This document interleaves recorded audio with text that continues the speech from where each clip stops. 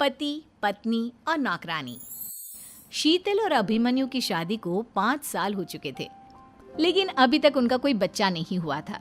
इसकी वजह से शीतल और अभिमन्यु परेशान रहते थे, लेकिन उन दोनों से ज्यादा परेशान थी शीतल की सास, यानी अभिमन्यु की माँ जानकी देवी। जानकी देवी चाहती थी कि जल्दी से जल्दी उनकी गोद में पोता या पोती आ जाए, और इसीलिए वो अपनी बहू शीतल को लेकर एक दिन हॉस्पिटल पहुंची।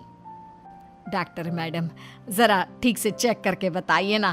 कई बड़े बड़े डॉक्टर को दिखाया है, लेकिन मेरी बहू माँ ही नहीं बन पाती। मैंने शीतल को बहुत अच्छे से चेकअप किया है। देखिए, बात यह है कि शीतल के अंदर माँ बनने की कैपेसिटी नहीं है। ये आप क्या कह रही हैं डॉक्टर साहब? कोई तो इलाज होगा ना, कोई दवाई दे दीजिए।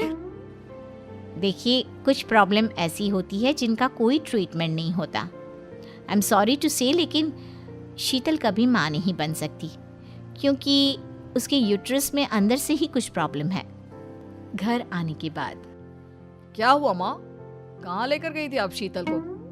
अरे कहाँ लेकर जाती, डॉक्टर मैडम के पास ले गई थी, लेकिन तेरी बीवी तो कभी माँ बन ही नहीं सकती। मम्मी जी, इसमें मेरी क्या गलती? अगर अंदर से कोई प्रॉब्लम है तो उसमें मैं भी कुछ नहीं कर सकती। जानती हूँ, ये बात डॉक्टर के मुंह से सुन चुकी हूँ। अब दोबारा मेरे सामने इस बात का गाना मत गा। अरे माँ, परेशान होने की जरूरत नहीं है, हम सोचते हैं ना कुछ। अरे क्या सोचेगा तू? जब डॉक्टर कह चुका है कि तेरी बीवी माँ नहीं बन सकती, तो बता क्या सोचेगा तू? कहाँ से लाएगा बच्चा? माँ, ये तो मैं भी नहीं जानता। अभिमन्यु, क्यों ना हम अनाथ आश्रम से एक बच्चा गोद ले आए? क्या फर्क पड़ता है बच्चा हमारा हो या गोद लिया हुआ?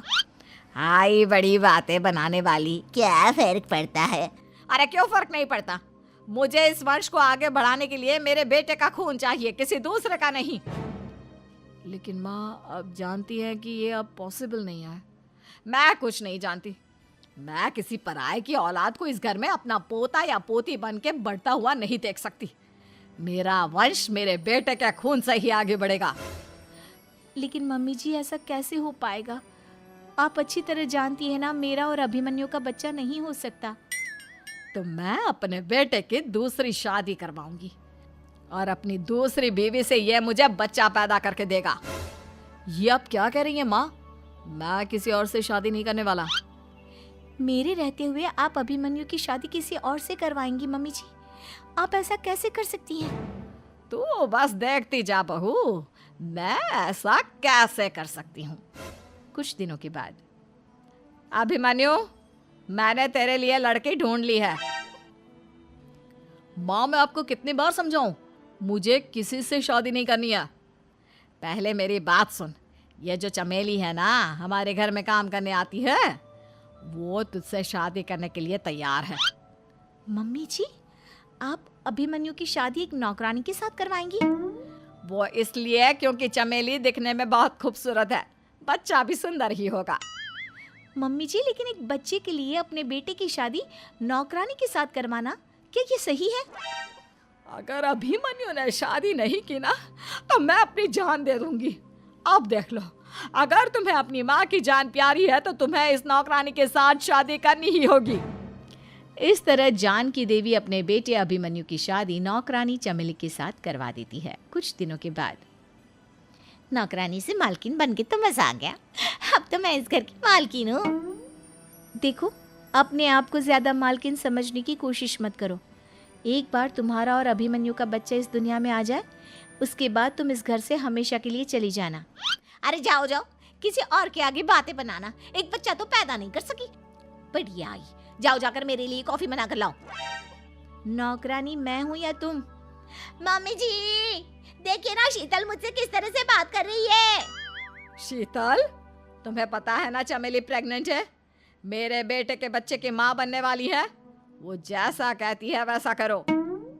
लेकिन मम्मी जी, वो मुझे नौकरों की तरह ट्रीट कर रही है।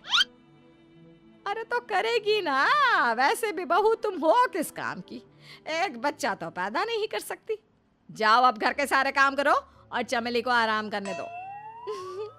थैंक यू मम्मी जी, भगवान आपका भला करे। आप नहीं होती तो मैं नौकरानी से महारानी कैसे बनती? देखो, तुम्हें जो चाहिए सब मिलेगा। खूब खाओ पियो, मजे की जिंदगी जियो, लेकिन बस मुझे एक बच्चा पैदा करके दे दो। कुछ दिनों के बाद, मम्मी, बच्चे के लिए आपने मेरी शादी चमेली के साथ करवा तो दी, लेकिन दिन और रात का चैन मिट गया है। सारा दिन शीतल और चमेली की बहस चलती रहती है। अब शीतल को इस घर में रखने से क्या होगा? मैं तो कहती हूँ उसे घर से निकाल दो, है भी किस काम की। मैं ऐसा नहीं कर सकता माँ, वो मेरी पत्नी है, उससे बहुत प्यार करता हूँ मैं। तुम्हारी पत्नी चमेली है, चमेली, उससे प्यार करो। अरे तुम्हारे बच्चे को जन्म देने वाली है वो। अभिमन्यु, मैं खुद ही इस घर से चली जाती हूँ। वैसे भी अपने ही घर में नौकरों की तरह रहकर परेशान हो चुकी हूँ। घर की नौकरानी मेरे ऊपर हुक्म चलाती है, वो तुम्हारी पत्नी बन चुकी है। अब मेरा इस घर में क्या काम? अभिमन्यु के बार बार रोकने पर भी शीतल उस घर से चली जाती है। कुछ दिनों के बाद चमेली एक बच्चे को जन्म देती है। भगवान ने मेरी सुन ली, मेरे बेटे का घर भर गया, उसका अपना बच्चा इस दुनिया में आ गया। मम्मी जी, बच्चे को हाथ लगाने से पहले मेरी एक शर्त तो सुन लो। तुम कहना क्या चाहती हो चमेली?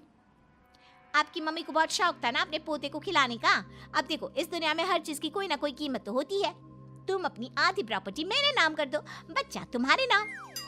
अरे लेकिन मैंने अपने बेटे से तुम्हारी शादी करवाई है, अब ये सौदेबाजी कहाँ से आ गई? जो औरत अपनी बहू को घर से निकाल कर एक नौकरानी के साथ अपने बेटे की शादी करवा दे, वो तो सौदेबाजी कर ही सकती है ना। उसका कैसे भरोसा कर सकते हैं? मुझे बस आप लोगों की प्रॉपर्टी चाहिए, उसके बाद ही बच्चे को आप हाथ लगा सकते हैं। मैंने कहा था ना मम्मी, आप गलत कर रही हैं। देखिए, उसका नतीजा आपके सामने है।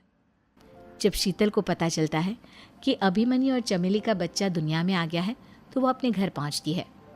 अभिमन्यु, कहाँ है आपका बच्चा? क्या मैं उसे देख सकती हूँ? कुछ भी मत पूछो शीतल, माँ की हुई एक गलती हम लोगों पर भारी पड़ रही है। वो नौकरानी अपनी औकात पर आ गई है और अब हमसे अपनी आधी प्रॉपर्टी मांग रही है, वो भी बच्चे के बदले में। एक बात कहूँ अभिमन्यु, आप उसे कुछ भी देने से मना कर दो। अरे कैसी बात कर रही हो? मेरे बेटे की औलाद है उसके पास, ऐसे कैसे मना कर दे? मम्मी जी, वो अभिमन्यु का बच्चा नहीं है, वो चमेली और उसके बॉयफ्रेंड का बच्चा है। ये तुम क्या कह रही हो शीतल? ये देखिए वीडियो, चमेली और उसका बॉयफ्रेंड आपस में बातें कर रहे हैं कि उन दोनों ने मिलकर आपको बेवकूफ़ बनाया है और अब इस बच्चे के बदले आपसे प्रॉपर्टी भी हड़प लेंगे। हे भगवान, ये मुझसे क्या हो गया? ना तो बच्चा मिला और अपने बेटे की नौकरानी के साथ शादी करवा दी सो अलग। अब क्या होगा? मुझे माफ़ कर दो शीतल, मेरी वजह से तुम्हें बहुत तकलीफ हुई है। अभिमन्यु, मैंने कहा ना, उस नौकरानी को उसके बच्चे सहित इस घर से बाहर निकाल दो। लगता है मेरे अभिमन्यु का बाप बनने का सपना अधूरा ही रह जाएगा। अभिमन्यु, अपनी मम्मी से कहो कि परेशान ना हो। आपको याद है एक बार हम एक IVF सेंटर गए थे, मैंने फिर से वहाँ जाकर बात की थी और आपको पता है इस बार मैं प्रेग्नेंट हूँ, क्योंकि हमने वहाँ पर प्रोसीजर करवाया था जिसकी वजह से मैं प्रेग्नेंट हो गई थी और इस बात का पता मुझे बस कुछ महीने पहले ही लगा है। हमारा बच्चा इस दुनिया में आने वाला है अभिमन्यु। मुझे माफ कर दो शीतल बहू, मुझसे बहुत बड़ी गलती हो गई।